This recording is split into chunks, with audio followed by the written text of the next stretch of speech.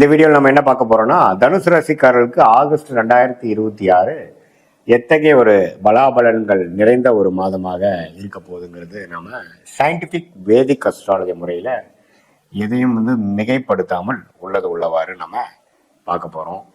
இப்போ பார்த்தீங்கன்னா தனுசு ராசிக்கு 2026 எப்படி வருது, அதாவது ஆகஸ்ட் மாதம் எப்படி வருதுன்னு பார்க்கும் பொழுது, இப்போ ராசி அதிபதியே பார்த்தீங்கன்னா 8ஆம் இடத்துல இருக்கிறார், சனி 4ஆம் இடத்துல இருக்கிறார், அதே மாதிரி ராகு 3ஆம் இடத்திலும் கேது 9ஆம் இடத்திலும் இருக்கிறார்.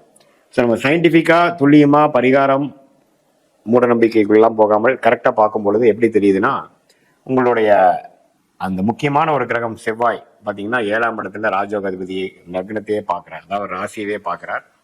அதே சமயம் புதன் சூரியன் குரு 8ல் மறைஞ்சிருக்காங்க. ஸோ 8ல் புதனும் மறைஞ்சிட்டார், சூரியனும் மறைஞ்சிட்டார், குரு மறைஞ்சிட்டாருன்னா ஒரு மாதிரியான ஒரு அன்ஏர்ன் இன்கம், திடீர்னு நமக்கு ஒரு ஜாக்பாட் கிடைக்கிறது, நமக்கு வர வேண்டிய பணம் வருவது, போட்ட இன்வெஸ்ட்மெண்ட்ல ரிட்டர்ன்ஸ் வர்றது, அது மாதிரி சில சாதகமான விஷயங்கள் கொடுக்கக்கூடிய அமைப்புகள் இருக்கு.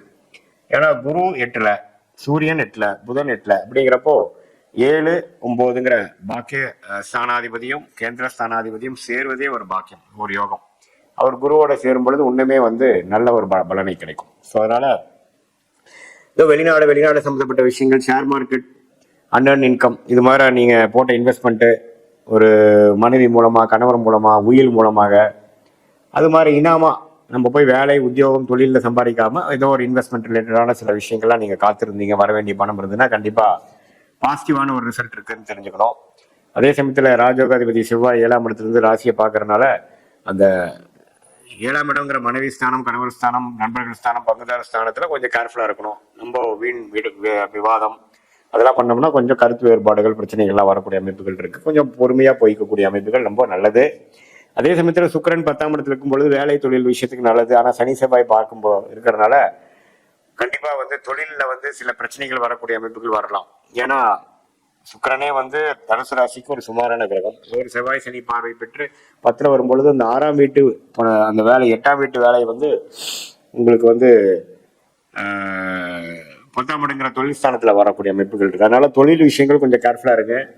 மற்றபடி கூட்டு தொழில் அது மாதிரி விஷயத்துல இருக்கிறவங்களுக்கு நல்ல யோகம், தவறு இல்லை. ஸோ ஓவராலா பார்க்கும் பொழுது நல்ல மாற்றங்கள் நிறைந்ததாக இருக்கு. எது மாதிரி மாற்றம்னா, திடீர் பயணங்கள், திடீர்னு அப்படியே மாறுறது, இடம் மாறுறது, திடீர்னு நம்ம பொசிஷன் கொஞ்சம் பாசிட்டிவா போகுது, எதிர்பார்க்காத இடத்துல சிலது நடக்கிறது, அது மாதிரி foreign connection, import export related, அது மாதிரி அவுட்டர் சர்க்கிள்ல இருந்து நமக்கு சில பெனிஃபிட்ஸ் வர்றது, இதெல்லாம் சாதகமான ஒரு அமைப்பாக நம்ம தனுசு ராசிக்காரர்களுக்கு ஆகஸ்ட் 2026ல் இது மாதிரி நேரடியாக போய் நீங்க எவ்வளவு கஷ்டப்பட்டு எவ்வளவு பண்ணாலும் இன்டைரக்டா வரக்கூடிய அமைப்புகள் கொஞ்சம் சாதகமாக இருக்கு.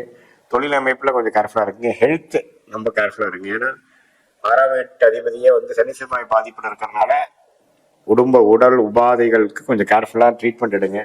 அது அப்புறம் பார்த்துக்கலாம், அப்படி பண்ணாம கொஞ்சம் எனக்கு நம்ம பார்த்தோமா பண்ணோமா அப்படிங்கிற மாதிரி கொஞ்சம் சுறுசுறுப்பாக,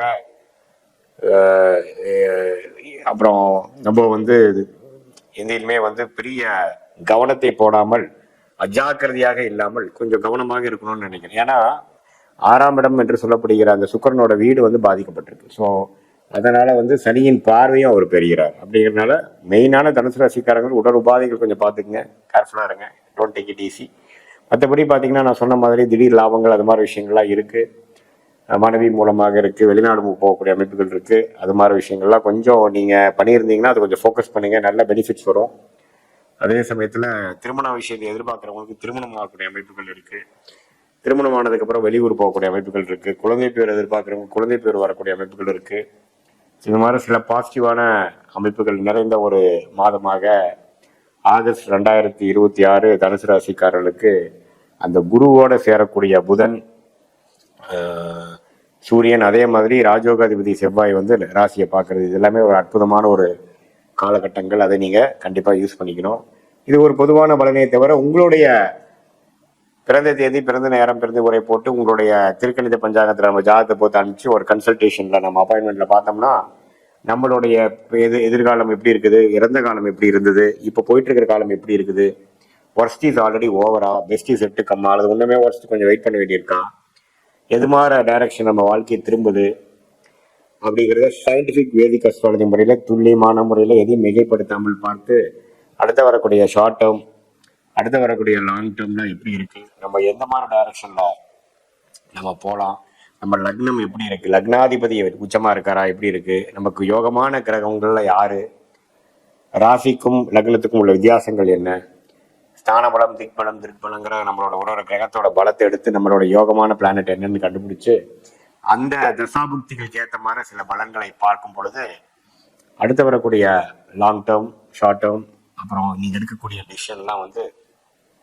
எது நமக்கு பெஸ்ட் டிசிஷனா வருது, நமக்கு முன்னாடி இருக்கக்கூடிய சாய்ஸ்ல வந்து எது மாதிரி சாய்ஸ் நம்ம எடுக்கலாம், எது மாதிரி சாய்ஸ் வந்து நமக்கு சரி வராது அப்படிங்கிற மாதிரி விஷயங்கள்லாம் துல்லியமாக நம்ம பார்த்து எதையும் நம்ம வந்து மிகைப்படுத்தாமல் உள்ளது உள்ளவாறு அந்த நமக்கு ஏத்தமான ஒரு விஷயங்கள் வந்து ஸோ அது மாதிரியான விஷயங்கள்லாம் நம்மளோட ஜாதகத்துல பார்த்து அது தகுந்த முடிவுகளை எடுக்கும் பொழுது நம்மளுடைய கர்மா என்ன சொல்கிறது, நம்மளோட யோகமான கிரகம் என்ன, நம்மளோட யோகமான துறை என்ன, வியாபாரமா, வேலையா, அல்லது வேலைன்னு வந்துட்டோம்னா எது மாதிரி வர டெக்னிக்கல் வேலையா, அட்மினிஸ்ட்ரேஷன் வேலையா, அல்லது உயர் படிப்பு வந்து நமக்கு என்ன வரும், என்ன துறை, என்ன துறையில போனா நம்ம ஜெயிக்கலாம், அடுத்தடுத்த திசைகள் எதை காட்டுது, வேலையா தொழிலா, அது மாதிரி விஷயங்கள்லாம் நம்ம முடிவு பண்ணி அதே மாதிரி கல்யாணங்கள் எப்போ நடக்க போகுது, நமக்கு எத்தகைய ஒரு கல்யாணம் நடக்க போகுது, நமக்கு லேட்டா ஏர்லியா, எது மாதிரி வரன்னு நம்ம பார்க்கலாம்,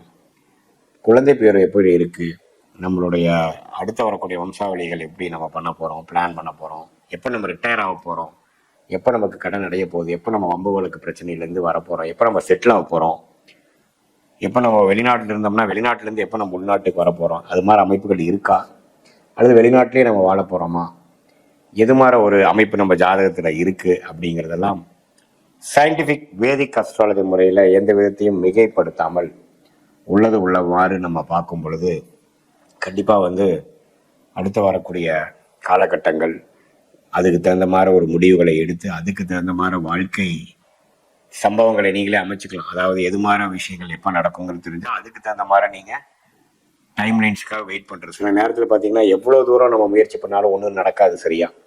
சில நேரத்தில் நம்ம எதிரே பார்க்க மாட்டோம், அது டக்குன்னு நடந்துடும். ஸோ அது மாதிரி இந்த காலகட்டங்களை பொறுத்து தான் நம்மளோட மனித வாழ்க்கையே நடந்து கொண்டு இருக்கிறனால அந்த காலகட்டங்களை ஒரு ஓரளவுக்கு நம்ம தெரிந்து கொண்டேனால் தேவையற்ற மாதிரி ஒரு ஃப்ரஸ்ட்ரேட் ஆகுறது, நம்ம டென்ஷன் ஆகுறது, ஸ்ட்ரெஸ் ஆகுறது, அது மாதிரி விஷயங்களை நாம் தவிர்த்து சயின்டிபிக் வேதிக் அஸ்ட்ராலஜி முறை மூலமாக நல்ல ஒரு கிளாரிட்டி பெற்று வாழ்க்கையில் முன்னேற முடியும் என்று சொல்ல விரும்புகிறேன். மீண்டும் மற்றொரு காலையில் சந்திப்போம். நன்றி.